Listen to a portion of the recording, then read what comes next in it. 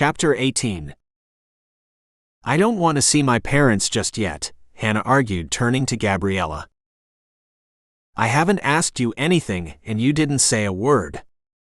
Are you going to tell me why you said it isn't safe? For whom? For everyone who knows me.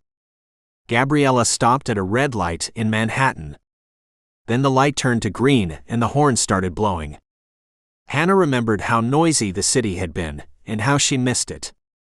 She felt alive now that she was home. Go. Drive.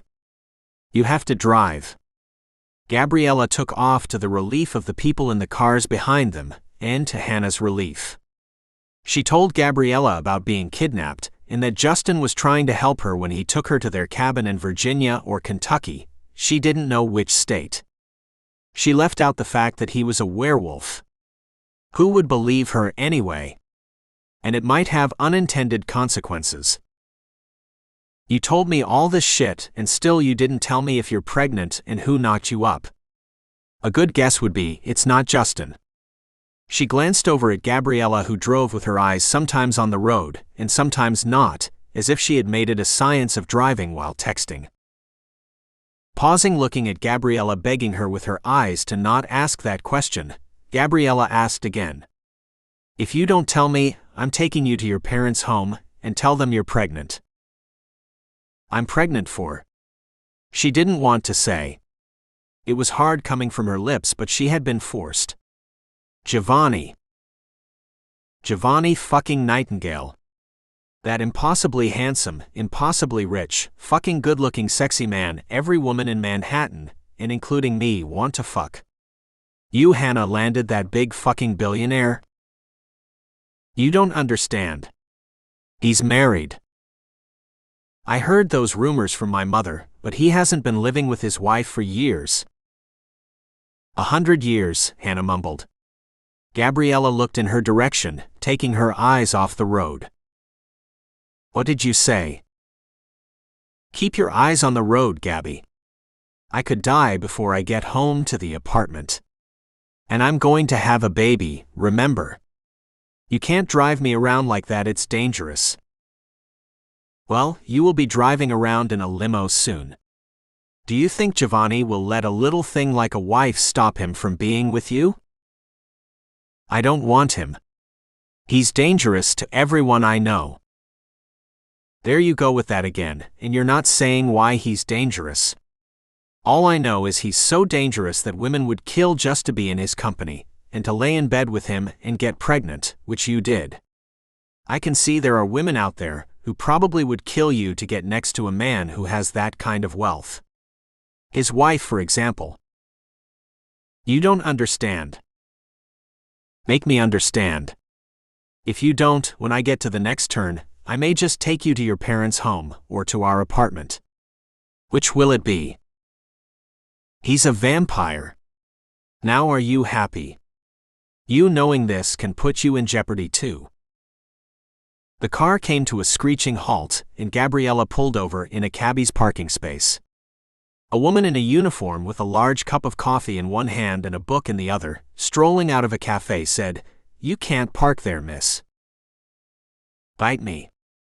Just give me a parking ticket and leave us alone. The woman stood watching them and wrote a ticket and placed it in Gabriella's window. Gabriella glanced at Hannah with a raised eyebrow. Are you talking Twilight Cullen vampires? Not exactly. Gabriella started up the Porsche and raced along in stop-and-go traffic with the parking ticket flying out into the street. Then what exactly are you talking about, and make it fast, Hannah.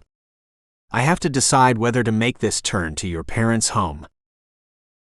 That was the last thing Hannah wanted, to confront her parents, looking like she had been a stowaway on a ship bound for hell, wearing a sack-like dress of blue flowers with pockets stained with berry juice, and a baby bump for a stomach that even Gabriella caught, and she doesn't notice anything unless it concerns her.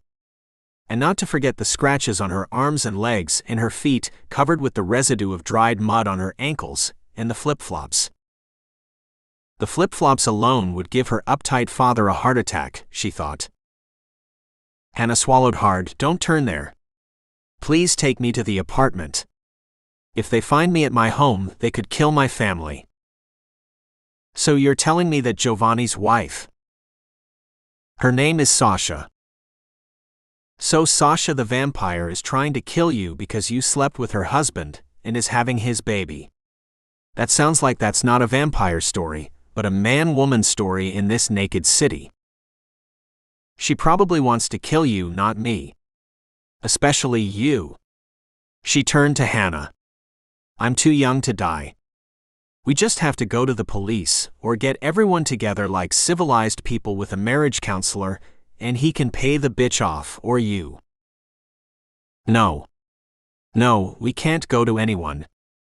Do you understand that they are vampires, and they can kill everyone I know? Are you serious? I think you believe what you're saying. It's important that you believe me too, because our lives are in danger, because you forced me to tell you. Those people, those immortals, can't be reasoned with or killed the normal way.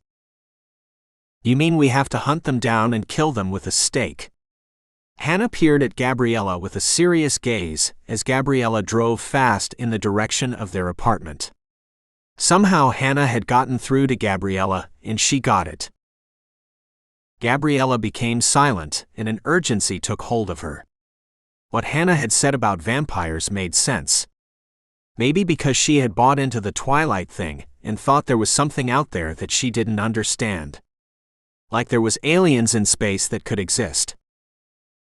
Gabriella took her eyes off the road, and with steely determination she said, "We have to kill the bitch."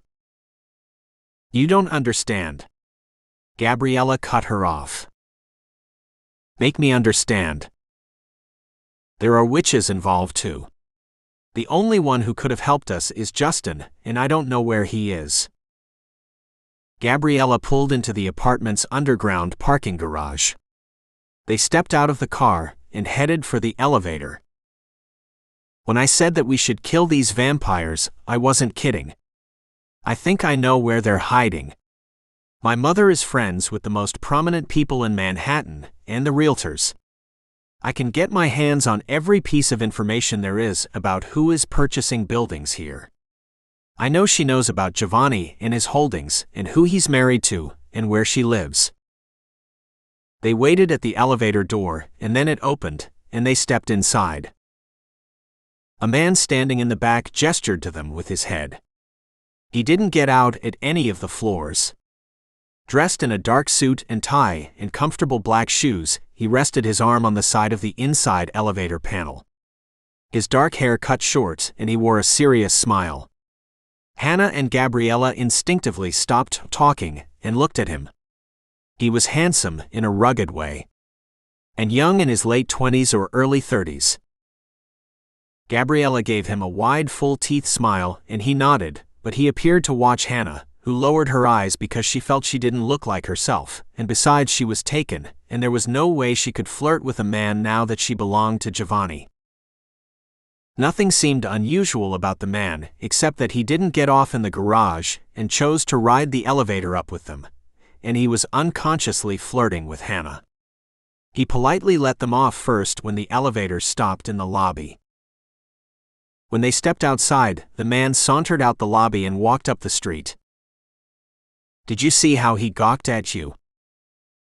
I didn't see anything. That was a lie on Hannah's part, but she couldn't imagine anyone looking at her in a seductive way. She looked like a homeless woman still wearing her dirty dress and flip-flops. They arrived at the apartment and stepped inside. I sent Chase home. Take a shower and change, and we can talk. Think about what I said about killing that witch and that bitch vampire. That may have been a little too much for Hannah to grasp. She didn't know what she had to do, but killing Sasha wasn't something that came to mind. But if it came to Sasha or her baby, Sasha would have to go. Maybe she could talk to Jovani and get him to do something before it came to that. But where was he? Where had he gone?